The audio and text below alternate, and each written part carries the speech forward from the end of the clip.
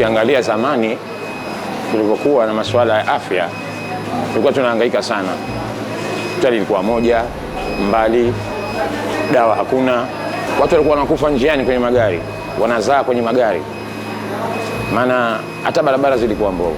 Lakini sasa hivi alhamdulillah, viongozi wetu wametuona, wamefanya kitu kizuri kwa hili la afya. Kwa kweli wamelifanya vizuri. Tukitizama umbali ambao wao walipotoka, mfano kama tukichukua watu wa Donge, kituo cha afya chao kiko mbali sana.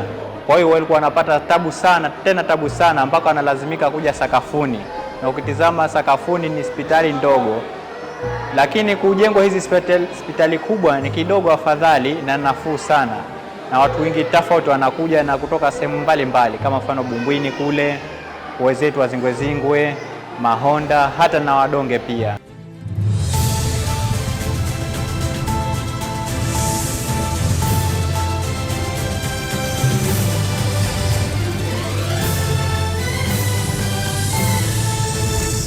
Neema ziendelee.